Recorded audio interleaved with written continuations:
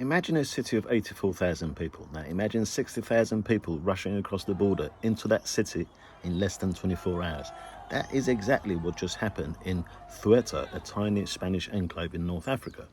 It was a massive emergency. The population nearly doubled overnight, anarchy and violent crimes spread, and the Spanish military had to be deployed. And it triggered a massive diplomatic rift across Europe. But what happened after the chaos is interesting. Within days, almost all of the illegal migrants were sent back. In this video, we're looking at how it all happened and how Spain used the secret legal loophole to send them back, and why the UK can't do the exact same thing in the English Channel.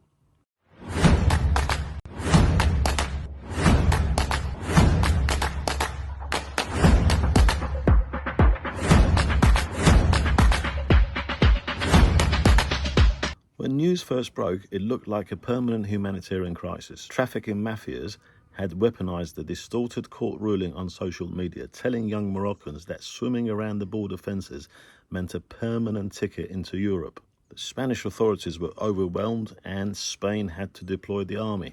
It declared a national emergency and immediately threw up an 800-meter pontoon barrier in the water. Up to 90 people had been killed as a result of this illegal crossing. Amazingly, however, the influx didn't just stop. It was mostly reversed. Out of the 60,000 who entered, over 53,000 have already been sent back or chose to walk back to Morocco voluntarily.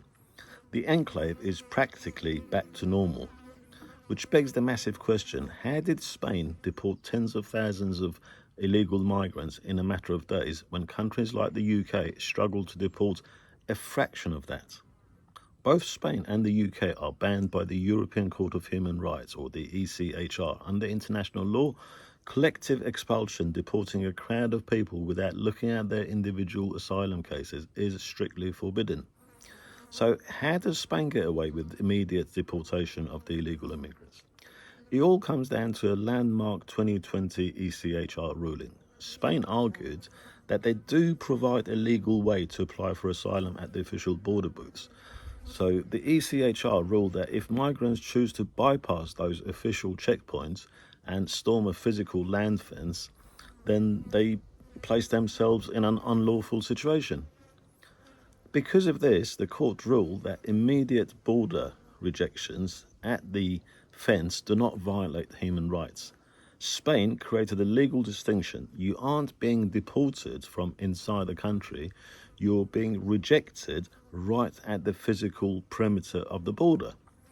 So why can't UK do the same?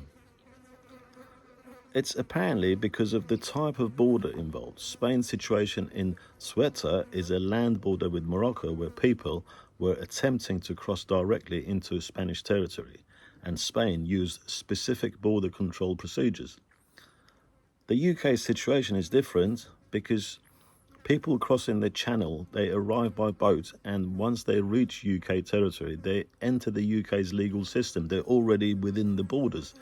The European Court of Human Rights requires Britain to assess asylum claims before removing them.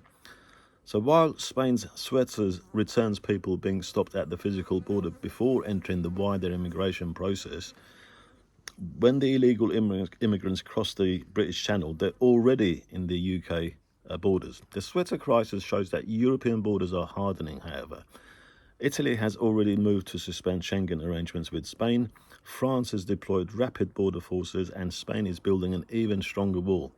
Spain used geography and a legal loophole to reverse a crisis in 72 hours, a luxury the UK simply does not seem to have. What do you think? Should the UK try to negotiate a Spain-style deal with France, or is the Channel crisis fundamentally unfixable? Let me know in the comments below. Hit that subscribe button and I'll see you in the next video. Thanks for watching.